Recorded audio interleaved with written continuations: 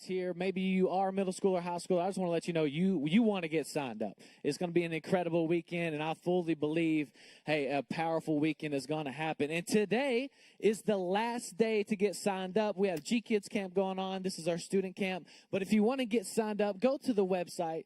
And today we're running a special deal. Only today only. It's 15% off. If you use youth at checkout, you can get 15% off, save a little money. Hey, I know, if you're a student, I know your parents love saving money. So you want to hop on that deal before it expires, and today is the last day. But like I said, my name is Tyler, and I get the honor and privilege to be the student pastor here at GC, and I'm so excited for what's going on in our student ministry. We just wrapped up our first full year. And I'm so pumped. We got some things coming up this summer and then roll in when school starts back in August. We have 2 summer nights. If you have a student that wants to come, we're going to rent out the Portland pool one night and just have some fun. But I'm married to my wife, Lindsay. We have 3 beautiful kiddos, Abigail, Zeke, and our newest addition, Chandler. And our family is growing, but no more. We are done after 3. And Zeke, we should have learned our lesson after him.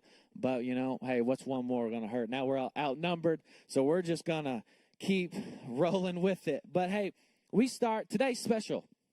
If this is your first time, I want to say, hey, I'm glad you came, and I hope you feel at home, and I hope you feel welcome. But also, we start a brand new series today called They Are Us. They are us. Isn't it crazy? Sometimes we oftentimes point fingers at other people, and we don't realize, hey, sometimes we do the same thing. Oftentimes we find ourselves maybe driving down 65, which I know we all love here in Tennessee so far with all the beautiful potholes and construction that's going on. We find ourselves stuck in traffic, right? Man, this traffic, dude, if these people would go. But what if sometimes we don't realize that what if we are the traffic?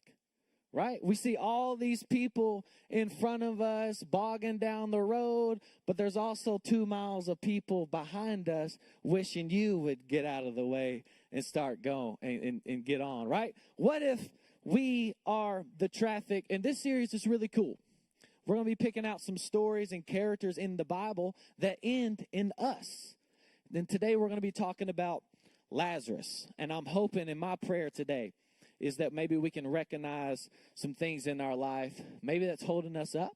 Maybe that's holding our relationship up with people around us, or whatever it may be, and bring those to light and continue to live out our God-given purpose. But I want to start out with this story.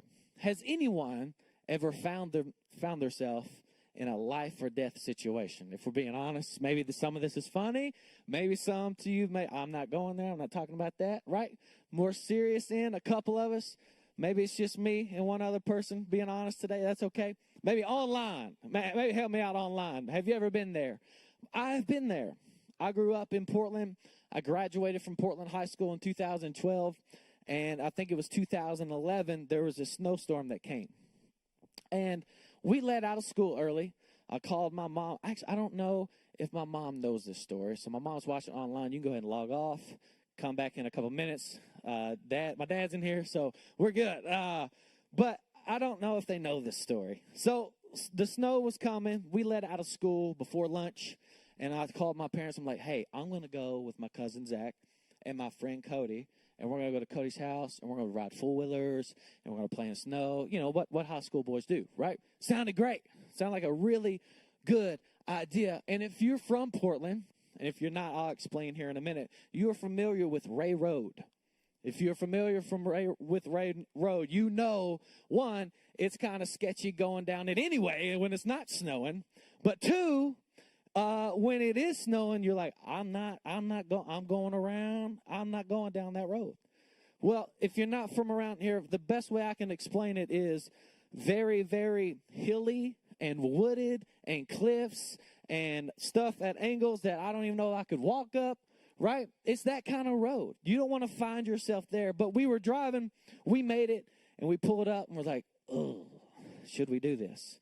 Yes, we should try it. We got to, right? So we start going down And the road kind of goes down like this at an angle, and then it turns. But at the bottom, there was somebody stuck. And we're like, no, we ain't going to get stuck. We'll be fine, right? We're in a truck. You can do cool things in trucks, right? And so little did we know there was actually someone else behind them trying to pull them out of a ditch. We're like, but we got it. You know, we're 17. Nothing can stop us. We're good. We're fine. We're in a truck. Well, we start going down, and all of a sudden, the brakes lock up. We're like, oh, hoo, hoo, hoo. All right, well, you could hear a pin drop in the cab of this truck. I was in the passenger side. My cousin was sitting in the middle.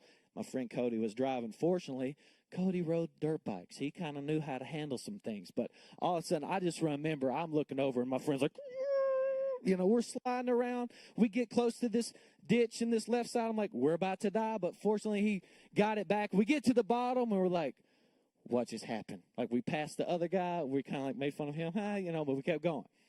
We didn't get stuck. We're good. But we could have. There was another time, this same guy, I stopped hanging out with Cody after high school. I learned my lesson.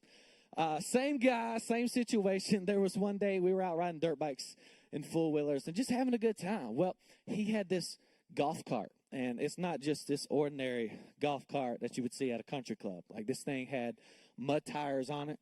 Had full-wheel drive, like you could do stuff. I'm pretty sure the engine was like, it was not a normal golf cart. It wasn't battery-powered. It ran off gas. It was good. Come on, somebody, right? So we got tired of riding our dirt bikes, and it's like, you know, we need a break. Well, let's get the golf cart out. And, you know, with a golf cart with mud tires and all the stuff, you don't just cruise, right? Cruise around like you would at the country club and find your golf ball or whatever. No, we was riding this thing. So I kind of got bored. I get bored easily a little bit. And I was like, you know what would make this better? What if I see this coming up, like this is going to be awesome. What if I stood up in it and like try to like surf the golf cart down the road? It sounded good. That's a great idea. This is going to be awesome. Well, I did not know his property like he did. We get almost to the bottom. He hits this big old bump. Golf cart pops up, slings me out. Boom, smack my head on the ground, and I am out. I am out. End up having this huge gash down my forehead. My nose is all messed up and everything. But one thing that I do remember, this is the only time I've ever passed out. So I think I learned my lesson. My eyes were just kind of barely squinted, and I was just laying there, and I saw my friend hanging. He was like, Tyler, you need to get up, man. I'm like, I would, but you slung me out of the cart here, buddy. You know, you need to get up. Get up. I could see somebody coming. His dad ended up coming down or whatever. Called my mom. Sorry, Mom. Yeah, we're all good. But he was telling me to get up. Hey, you need to get up. Right? Have we ever been there? Have we ever had somebody over us? It's like, look, man, I know you're down right now, but hey, let's get up. Are we thankful for those people in our life? We're going to be talking about Lazarus. And I'm going to go ahead and do a spoiler alert. I'm sorry for those people who like to go read stuff and then talk about it. But, hey, Lazarus dies, all right? He dies, and Jesus raises him back to life. It's a really cool story. We're going to dive into it today. And he raises him back to life. But have we ever been there? Hey, get up. Maybe your kids. I have 3 kids. I know, right? You need to get up, pick stuff up, right? Your friends. But we learned some pretty interesting things about Lazarus. His name even means God has helped. How cool, right? God has helped. And there's 3 characters that we're going to talk about. His sister, Lazarus being one of them. His sisters, Mary and Martha. And this is the same Mary and Martha that we talked about a few weeks ago with that Martha, Martha, Martha story. What are you doing?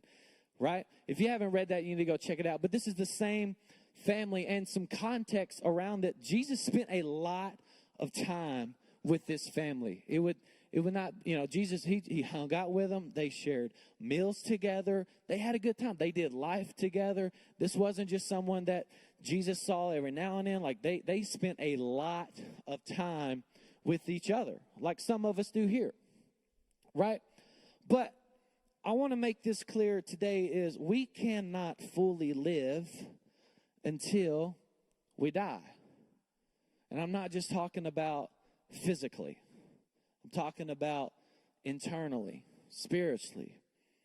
What about you cannot resurrect something that hasn't died first? You cannot resurrect something that hasn't died first. And I want to ask this question to you today. What is in us or around us that needs to die in order to live out our God-given purpose? And I think we have to identify today, what is my Lazarus? What is my Lazarus? So we're going to be in John chapter 11. If you want to go ahead and start turning your Bibles there, John chapter 11, it'll also be on the screen. The thing is, it doesn't matter really what we think at times. Like, I know sometimes we think we're perfect, right? We got it all figured out. I don't deal with what they deal with, right? But we have to recognize and talk about today that they can sometimes be us. So John chapter 11, starting in verse 1. It says, a man named Lazarus was sick. He lived in Bethany with his sisters Mary and Martha. This is the Mary who later poured the expensive perfume on the Lord's feet and wiped them with her hair. Her brother Lazarus was sick. It's the second time this is said. So the two sisters sent a message to Jesus telling him, Lord, your dear friend is very sick. But when Jesus heard about it, he said, Lazarus' sickness will not end in death. No, it happened for the glory of God, so that the Son of God will receive glory from him. Verse 5. So although Jesus loved Martha, Mary, and Lazarus, he stayed where he was for 2 days. Don't we love that? Hey, Jesus, if you could heal my brother. Jesus, if you could, hey, come get me out of trouble. But he stayed where he was for 2 more days. I find that interesting. Finally, he said to his disciples, let's go back to Judea. But his disciples objected. Rabbi, they said, only a few days ago, the people in Judea were trying to stone you. Are you going there again? I find it really hilarious when the disciples questioned Jesus. Jesus replied, there are 12 hours of daylight in every day. During the day, people can walk safely. They can see because they have the light of this world. But at night, there is danger of stumbling because they have no light. Then Jesus said, our friend Lazarus has fallen asleep, but now I will go and wake him. The disciples said, Lord, here they go again. If he's sleeping, he will soon get better. They thought Jesus meant Lazarus was simply sleeping, but Jesus meant Lazarus had died. So he told them plainly, Lazarus is dead. And for your sakes, I'm glad I wasn't there. For now, you will really believe. Come, let's go see him. Now, we're talking about Jesus' disciples here. He says, for your sake, now you will truly believe. I want you guys to write this down. For your sake, give time for Jesus to walk with you. Oftentimes, we find ourselves rushing God or rushing Jesus when he's trying to set you up maybe for something greater than you can only imagine, something so great, but you're trying to set yourself up just for the good. What miracle are we missing because we want God to answer something right now? We have to understand that the disciples themselves were jacked up and they doubted. Reminds me a lot of myself, if I'm being honest. But they rode with Jesus physically. I want to keep reading verse 17. When Jesus arrived at Bethany, he was told that Lazarus had already been in his grave for 4 days. Bethany was only a few miles down the road from Jerusalem, and many of the people had come to console Martha and Mary in their loss. When Martha got word that Jesus was coming, she went to meet him, but Mary stayed in the house. Martha said to Jesus, "Lord, if you had only been here, my brother would not have died. But even now, I know that God will give you whatever you ask." Jesus told her, "Your brother will rise again." "Yes," Martha said, "he will rise when everyone else rises at the last day." Jesus told her, "I am the resurrection and the life. Anyone who believes in me will live even after dying. Everyone who lives in me, believes in me, will never die." "Do you believe this, Martha?" "Yes, Lord," she told him. I have always believed you are the Messiah, the Son of God, the one who has come into the world from God." Then she returned to Mary and called Mary aside and the mourners and told her, "The teacher is here and wants to see you."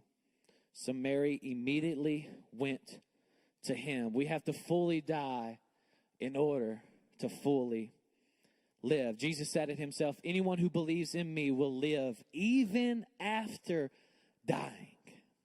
And I know he's talking about physically, but what about the things internally that need to die? Right? We're going to dive a little bit deep into that today. I believe he is also talking about that abundant life that we spent the last 11 weeks talking about, the way of Jesus. If this is your first time and you weren't able to be here for any of those messages, I highly encourage you to go check those out. A lot of us want to do what Jesus did. We want to act like Jesus did, but we don't want to do the things Jesus did, right? We don't want to find ourselves in prayer, in solitude, right? We want to be hurried all the time, right? Jesus was a very slow-paced guy. He was never in a rush, right? There's a story of they're out on the boat and there's just storms everywhere, and the disciples find this guy back here sleeping. Like, what if we live, like a lot of us, we can't live like that because we can't get up in time, right? We can't live out the way Jesus lived. The scriptures go on to say that Jesus showed up on the scene and they had already placed Lazarus in the tomb. So we can only imagine, right? This isn't the funeral home that's in town. This is not air conditioning. They didn't do all this embalming stuff like they do today. Like this guy died and they put him inside of this cliff in a roll of stone, and he's been laying there for 4 days in the heat. So you can only imagine. It was probably really dark, right? It probably smelled terrible. Like it's probably, as if they started rolling up, they could probably start smelling Lazarus, if we're being honest. It was nasty, right? But what if Lazarus' resurrection is the very example we needed to bring our deepest, darkest dysfunctions out of the shadows and into the light? What if Lazarus' resurrection is the very example we needed to bring our deepest, darkest dysfunctions out of the shadows and into the light? You see, this is what a lot of us do. There's things that in our life that we don't want to expose. And what do? We just keep shoving them down, and just to the deepest part of our body. We don't want anybody to know these things, right? A lot of us leave those things inside the tomb. And because, why? Because it's not so pretty inside. It could be nasty. It could be all these things that we've struggled with for year after years or decade after decade. And maybe you sit here today in your 40s, your 50s, and your 60s, and you never dealt with the things when you were 14, 15, 16 that kept rolling over. And now that's rolling into your kids, and now your grandkids, that's rolling into them because we never dealt with it. We never brought it out of the tomb. But here are a few things that I believe that we can learn from this text. And we have to continue to have this mindset of they are us, Martha Mary, and Lazarus. The first one that I want to talk about is bitterness and blame. Now, I know everybody in here does a really good job of not blaming anybody else for anything. I know. But your boy does, if I'm being honest. I know you guys don't, but if I'm being honest, I do. I do struggle with that. Sometimes I do struggle with bitterness. If I'm just being transparent today, there are times where I let situations continue to go on and on and on, and I stay bitter, and I'm mad. And it's like some people don't have to do anything, and it makes me upset. And I'm like, why am I even mad? Well, it's because you're still holding on to things that you never let go and weren't meant for you to hold on to. And you continue to blame other people and your circumstances and maybe the things that have possibly happened to you that wasn't your fault, but we continue to be and live in this dysfunction. I want to go back to verse 21 when Martha said, Lord, if you had only been here, my brother would not have died. Wow. Like, this is the same woman who rolls with Jesus on a regular basis. And she blamed Jesus for the death of her brother. If you had only been here, he would not have died. But let's check out how Mary responded, right? Surely Mary wouldn't be this way, but let's check it out in verse 30. Jesus had stayed outside the village at the place where Martha met him. When the people who were at the house consoling Mary saw her leave so hastily, they assumed she was going to Lazarus' grave to weep. So she followed her there. When Mary arrived and saw Jesus, she fell at her feet and said, Lord, if only you had been here, my brother would not have died. It can be easy to sit here and read this and be like, Martha and Mary, wow, you are blaming Jesus to his face for the death of their brother. But if we're honest with ourselves, we have all been there. We have. We didn't get the job we wanted or we thought we deserved, and I've worked my tail off for X amount of years, and I didn't get that promotion that I deserve. God, why? This is your fault. I've done everything right. I go to church. I tithe. I'm serving. And you, why? Why, God? This is what do you... And then we start going down this spiral of, man, God, are you even there? Do you hear me right now? We didn't get the girl we wanted or the guy we wanted. What do? We blame God. Our plans don't work out the way we wanted them to. What do? We blame God. What about unexpected tragedies that happen? Unexpected deaths in our family. It's like, God, I'm going to church. My family is serving. Man, we are trying to do the best with what we've been given. And you took my mom. You took my dad. But God, I thought you could have stopped that, God. Why didn't you stop that for? Same thing as Martha and Mary. See, it's very easy to point fingers at Martha and Mary, but if we can be honest, they are us sometimes. They are us. The second thing that I believe we need to die is the dark places. The dark places. In order to do this, I firmly believe we have to identify those dark places. We don't want to go there, but in order to live this life Jesus has called us to do, Jesus wants us to go there. He does. I picture the tomb that Lazarus is in as an amazing example of some of the dark places we find ourselves today. Nasty. Man, some things in there that have been dead for a long time and we've never uprooted them, right? What about things like lust? What about things like you've had a pornography issue for 40 years and you were never honest with your spouse about it? What about those type of things? I'm not talking about you told your mom you were going to McDonald's and you went to Sonic. I'm not talking about that, right? I'm talking about real issues that have carried on in our life and are slowly killing us inside because we never dealt with them. We never dealt with them. We never brought those things to life. What about forgiveness? Not only for yourself, I fully believe you have to fully forgive yourself in order to be able to fully forgive. Maybe there's things in your life that you've done that you regret. I know I have those things. I have those things.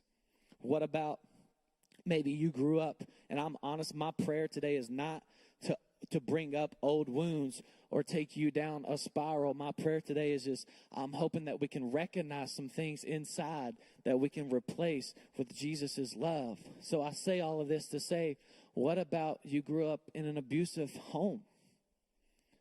What about you saw your mom or your dad get abused physically, emotionally? What about those type of things that we don't want anybody to know? And it's very easy to point, well, I didn't beat my wife. I don't beat my kids. But you hold on to bitterness. But you haven't forgiven your brother who might have done something to you. What about our family history? I want to talk to maybe you just recently got married. Maybe you're in a serious relationship. We just got done talking about the way of Jesus, right? And we had Pastor Brandon did an amazing job of having this thing on the screen where you can go and dive into your family history and find out why you act the way you do, right? Why do I act the way I do? I blame my dad, Rob. It's all his fault, right? Big Rob is why I turned out this way. But seriously, but we don't want to talk about, I know we've been dating for a while and all's good, right? But I want to tell you that, divorce runs in my family. Their addiction runs in my family, and I just want to let you know, and I want you to be aware, because if you see any signs of anything, I want you to know, my grandfather, my great-grandfather, they all dealt with being addicted to alcohol, so I'm going to stay away from it. They all dealt with sexual sin, so I'm going to put things on my phone, and I want to give you access to my cell phone and put things in place so I can stay accountable. Who wants to have that conversation? I know I did not. I've been dealing with this for a long time. I want you to be aware of it, but we get scared because we feel that we're going to be judged or they're not going to forgive us. But I can tell you today, as we start digging up all of these things, God will shine his light through you. What about questioning God's motives? Questioning God's motives. I feel like if we're honest, we've all done this before. I have. I picture God sometimes giving us this look of when we think we had this master plan and we got it all figured out. I'm going to do this. I'm going to graduate high school. I'm going to go to college. I'm going to go to this college. I'm going to do this. I'm going to be married by I'm 30. I'm going to have 3 awesome kids, and we're going to do this. I'm going to do that. I have my whole life planned out, and then God says, but I need you to do this. You thought you were going to make 6 figures, hundreds and thousands of dollars, but you don't find yourself doing that, right? We start questioning God's motives. It's funny because my middle child, Zeke, y'all pray for him. I hope he gets saved soon. He's crazy. Abigail, she's 4, my oldest, and she's a sweetheart. She is. She loves on our littlest Chandler. He's 7 weeks old. Y'all pray for our household. We got a lot of kids. Me and Lindsay are outnumbered. But Zeke, he's wild. He is, I guess, people tried to warn us, but I didn't listen. Man, the middle child, man, they something. Sorry for any middle child. I was an only child growing up, so I had all of the dysfunctions. My dad was a preacher, and my mom was a teacher, and I was the only child. It is a miracle that I'm standing up here today, right? But Zeke is wild. We tried telling him, it's look, man, which he's 19 months old. He don't really talk a whole lot, but I talked to him look, dude, he likes to climb up on the kitchen table, and we'll be there watching TV like I think normal families do, relaxing. We're debriefing from the day. Next thing we know, we see Zeke on the table. It's like, dude, I know that's probably really fun, but you're going to fall and you're going to hurt yourself. We need to get you off the table. We're going to sit you back down. See, me and Lindsay think, oh, he listened. He ain't going to be up there again. We're good. We're good parents. Our kids listen. And then Abigail maybe goes to her room. She starts to play. Everything seems to be calming down. All of a sudden, we're thinking, oh, where's Zeke? Here he is. Back on the table. But don't we, if we're being honest, I feel like God looks at us that way. It's like, I know you want to do this. I know you want to do all these things. But if you do that, you're going to fall and hurt yourself. And we don't listen to God. And then we end up questioning God of like, why'd you let this happen to me? It's like, bro, you let that happen to you. Right? If we're being honest. It's so crazy. Martha questioned Jesus when she said, Lord, he has been dead for 4 days. The smell is terrible. Like, Jesus isn't as big as a smart aleck that I am, but I feel like I would have been like, you don't think I know that, right? The smell's terrible, Jesus. We don't need He's like, I know. Can you just get back and let's do something really cool real fast if you would hush, right? But let's look how Jesus responded real quick. Jesus responded, didn't I tell you that you would see God's glory if you believe? So they rolled the stone aside. Then Jesus looked up to heaven and said, Father, thank you for hearing me. You always hear me, but I said it out loud for the sake of all these people standing here, so that they will believe you sent me. Then Jesus shouted, Lazarus, come out. And the dead man came out, his hands and feet bound in grave clothes, his face wrapped in a headcloth. Jesus told them, unwrap him and let him go. Unwrap him and let him go. You know what I found interesting about this story? Never is it recorded in the Bible that Lazarus said anything. Isn't it crazy how sometimes when we submit to God's process and we get out of the way, even though it might cost us our life, but for the sake of these people, they will believe. Isn't that wild? If we get out of the way and let God do what only he can do, and then just start watching miracle happen. You see, Jesus could have prevented Lazarus' sickness, or he could have even healed him where he was, which was miles away. But he chose not to. He saw in this sickness an opportunity to glorify the Father. It is not important that we, if you call yourself a believer as Christians, to be comfortable, but it's important that we glorify God in all we do. So I want to leave you with this challenge today. If you hadn't look, I know some of y'all want to go to the lake. I appreciate you guys coming on Memorial Day. You could be doing a lot of other things, but I think it's awesome that you guys came today. So with that said, if you didn't get anything out, maybe you're ready for lunch or whatever, I want you to get this. Resurrect and replace. Resurrect and replace. I like to go back to that question that we asked earlier. What is in us or around us that needs to die in order to live out our God-given purpose? What is my Lazarus? What is your Lazarus? Now, what I'm not saying is, this guy, he's a jerk to me, so I'm going to go and kill him. No, I actually made a mistake. It was like, we got to kill the people around us. In the first experience, I was like, no. It's not what I'm trying to say. But I want to challenge you to identify those things. What are those things inside of us? And maybe it is distancing yourself from a crowd, right?